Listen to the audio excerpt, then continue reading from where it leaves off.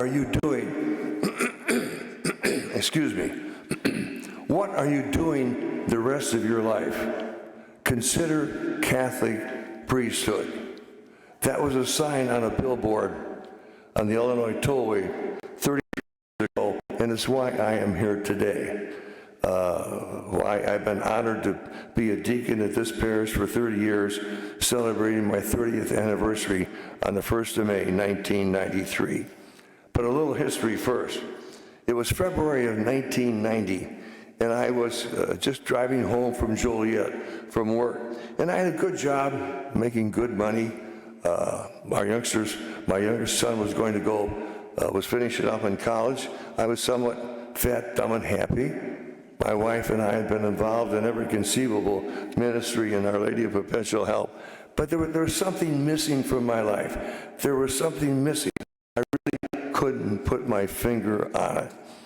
And there's a long stretch of tollway as you come south from Joliet, coming north to the airport at O'Hare. There's a long stretch of highway where there's nothing. I mean, there's no exits, there's no entrances, but there's all kinds of billboards. Well, traffic was slow, of course, and as I was coming north, I noticed one billboard that said, "What are you doing the rest of your life? Consider Catholic priesthood." Oh, wow, it kind of struck me between the eyes. I couldn't be a priest. I was married, and I had 6 kids, but the seed had been planted. What am I doing the rest of my life? The following Saturday, we were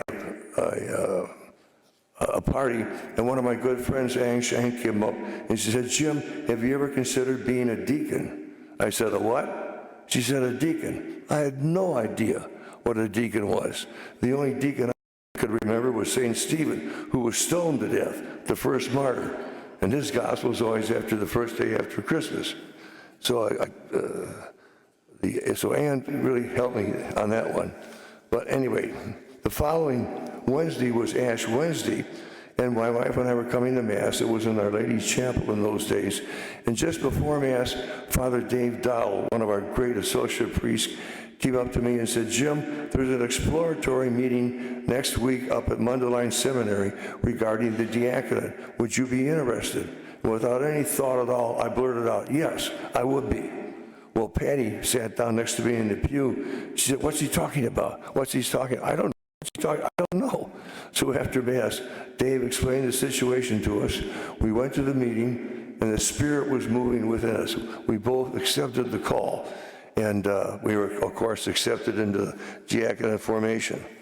And other than my wife and raising my 6 beautiful children, it's the best thing I've ever done. The diaconate has opened doors that I would have been afraid to open. It just pushed me out of my comfort zone to get involved in spreading the good news. It's as if some invisible spirit is giving you a kick in the butt to make you get out of your comfort zone and do things you never thought you could do.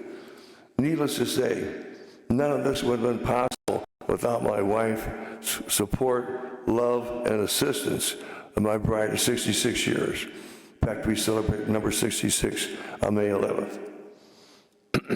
Because I'm a mechanical engineer, I'm a numbers guy. And I sat down a couple of weeks ago and started putting some numbers together. And I figured over these 30 years, I've given 700 homilies, baptized 650 babies, excuse me, and married 30 couples. We still do baptismal preparation. And over the last 15 years, we've probably given that course to 500 people. Hopefully, our son John, who's sitting out here today, the day I was ordained, dropped me a note, and in his note he said, "Dad, I hope you will always be a conduit between God and the people you minister to." A conduit between God and the people you minister to. I hope I've been a good conduit these last 30 years. Today's gospel from John really dovetails with yesterday's gospel. This is the next section of the paragraph regarding the Good Shepherd. The Good Shepherd cares for his sheep, and he certainly has cared for me, guarding me from harm, keeping me in the fold, feeding and nourishing me all of my life. But I think the gospel today that really applies to me is more from Luke's gospel. And it's the gospel regarding Jesus and Zacchaeus. When Jesus was going through Jericho, there was a tax collector named Zacchaeus who was rather short. And he heard all about Jesus, but he couldn't see him. So he climbed a sycamore tree to get a better look at him. And Jesus spots him up in the tree.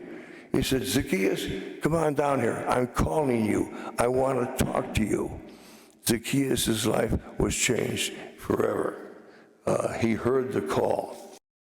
Zacchaeus' journey of faith really resembles our own journey of faith. It often starts with God nudging us to change slowly, but we don't want to do it. We often reach these moments of invitation. We like things just the way they are. Don't bother me, God. Leave me where I am in my own comfort zone. But gradually we respond to God's nudging. At first, we're kind of like Zacchaeus. We want just to peek ahead to see what it might be. And if we want to come down out of the tree, so to speak. However, God does not settle for this safe approach.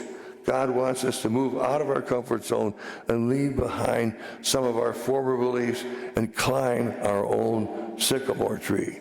He wants us to climb our own sycamore tree and have a new relationship with Him. Yet, like Zacchaeus, we will be surprised that God has been calling out to us to take a chance and lead us on a new direction.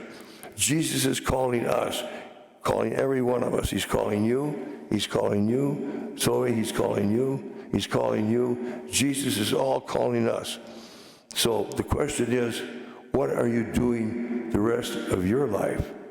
Be it young people, middle-aged, or senior citizens. Just what can you do and love and serve the Lord today, tomorrow, and the next day? What are you doing the rest of your life? Thank you for joining us for this celebration of the Mass. This virtual Mass is broadcast to hundreds of people every day of the week.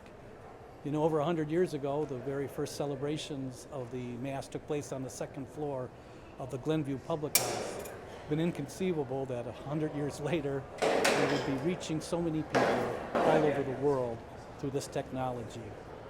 If you'd like to support the ongoing podcasts of PH's Masses, please go to our website, Give Central, and you'd be able to support the ongoing outreach of this virtual ministry. Thank you for your support. Most of all, thank you for joining us in prayer. God bless you.